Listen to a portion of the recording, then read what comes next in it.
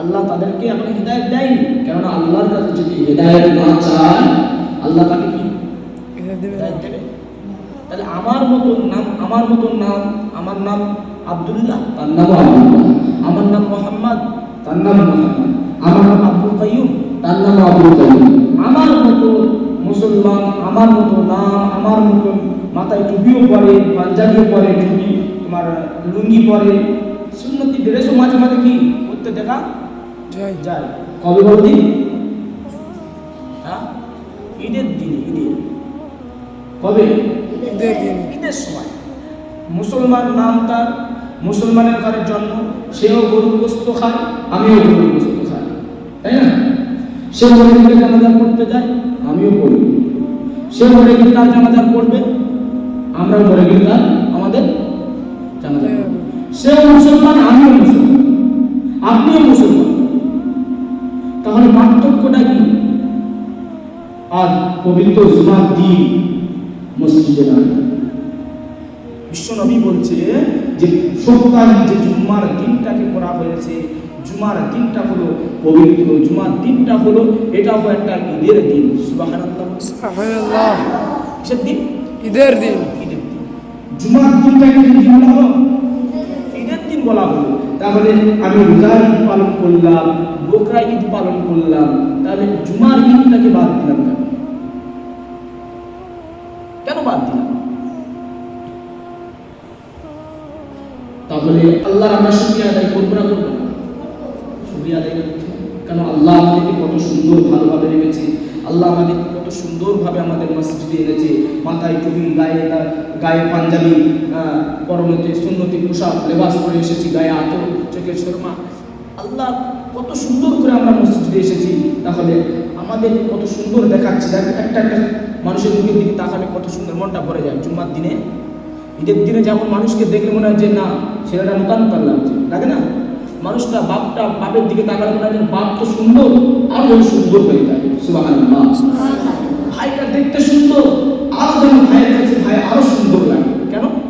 নতুন ড্রেস না, নতুন জামা, নতুন পাঞ্জাবি, নতুন টুপি, নতুন লুঙ্গি, নতুন পাপান, তাই তো? চোখে সুরমা, গায়ে আতর।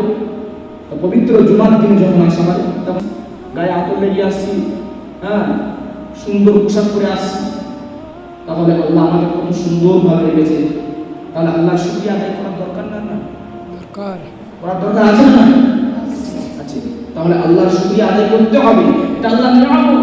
আল্লাহ আমাকে অনেক সুস্থ, আমার শরীরকে অনেক সুস্থতা রেখেছে।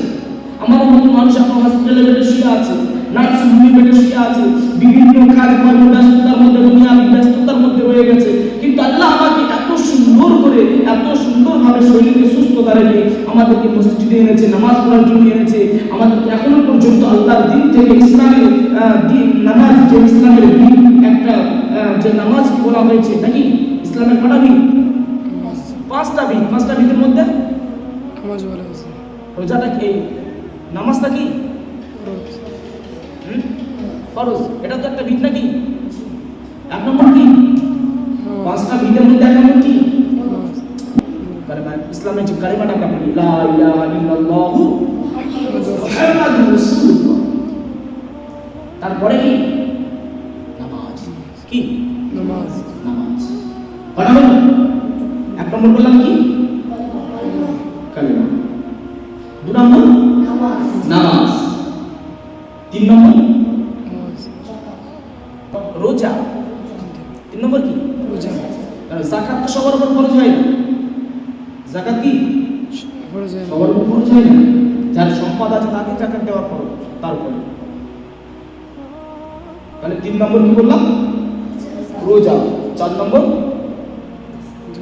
যাকাত। চার নম্বর যাকাত। পাঁচ নম্বর হজ। কি বললাম? যাকাত আর হজটা হচ্ছে মালদারের জন্য। কি বললাম? সকলে জানা আছে, কেন বললাম? কি কম বেশি আমরা সবাই জানি। কালেমা তো করতেই হবে। কালেমার পরে কি সাথে সাথে নামাজ, নামাজের পরে তারপরে রোজা। এই তিনটে জিনিস পৃথিবীর সমস্ত মুসলমানের উপরে ফরজ। সুবহানাল্লাহ। গরিব হোক, ধনী হোক, রাজা হোক, ভিখারি হোক, বড় হোক ছোট হোক, কি তাদের জন্য ফরজ। কিন্তু বাদ বাকি যে দুটো জিনিস আছে, এক নম্বর একটা হলো যাকাত আর একটা হলো হজ। এগুলো সবার উপর ফরজ নয়, এগুলো সবার উপর ফরজ নয়। যারা মালদার, যাদেরকে আল্লাহ সম্পদ দিয়েছে, তাদের সম্পদ থেকে আল্লাহ রাস্তায় কি যাকাত দেওয়া।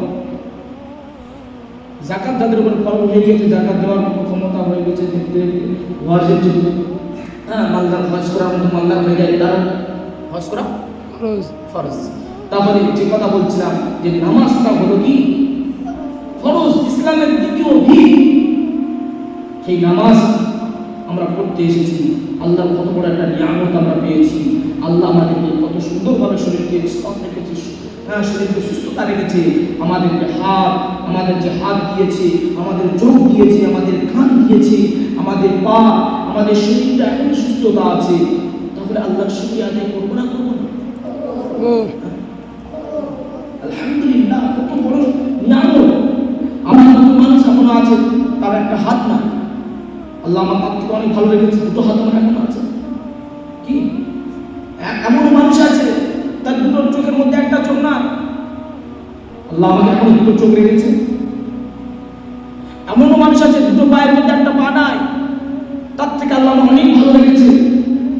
তাহলে কি যার একটা পা আছে সে শুকরিয়া আদায় করবে না? মনের মধ্যে আসছে না? যার একটা চোখ আছে তার তো নিয়ামত কম আছে, তাহলে সেও শুকরিয়া আদায় করবে না? তাহলে সে ভাববে কি সেও শুকরিয়া আদায় করবে। কেননা এমনও মানুষ আছে, আমার তো একটা আছে কিন্তু তার তো দুটোই নেই। সুবহানাল্লাহ, তাহলে এটাও আল্লাহর নিয়ামত। এমনও মানুষ আছে তাদের দুটো চোখ নাই, এমনও মানুষ আছে দুটো হাত নাই, একটা হাত তো রেখেছে। যাদের একটা হাত আছে, একটা পা আছে, একটা চোখ আছে, যারা শুনছে তারা মনে করে তাহলে আল্লাহ ওদের এখন দুটো চোখ ভালো আছে, আমার একটা চোখ নেই, তাহলে নিয়ামত কম আছে না। আল্লাহ খেয়াল করে দেখতে হবে যে আল্লাহ আমার থেকে আর একটা মানুষ আছে, তার থেকে যে তার দুটো চোখ নাই, আমার তো একটা চোখ আছে। এখন তার তো দুটো পায়ের মধ্যে একটা পা, দুটো পা নাই, আমার একটা পা আছে। তার দুটো হাতের মধ্যে মানে দুটো হাত নাই, আমার তো একটা হাত আছে। এরকম করে দেখতে গেলে শুকরিয়া শেষ হবে না। কেননা শুকরিয়া যে আল্লাহ আমাদেরকে এত নিয়ামত দিয়েছে, আমরা যদি শুকরিয়া করতে করতে করতে করতে করতে করতে আল্লাহর নিয়ামতের যত শুকরিয়া আদায় করবো, আল্লাহর নিয়ামতের কোনো শুকরিয়া শেষ হবে না, শেষ হবে না। আর আল্লাহর নিয়ামতগুলো যদি আমরা ভক্ষণ করব, আল্লাহর নিয়ামতগুলোকে আমরা ভোগ করব, আর আল্লাহর শুকরিয়া যদি না আদায় করি, আমরা আল্লাহর শুকরিয়া যদি গুজারি না করি, গুজারি না হই, শুকরিয়া আদায় যদি না করি, তাহলে আল্লাহর নিয়ামত কি আল্লাহ আমাদের কাছ থেকে ছিনিয়ে নেবে।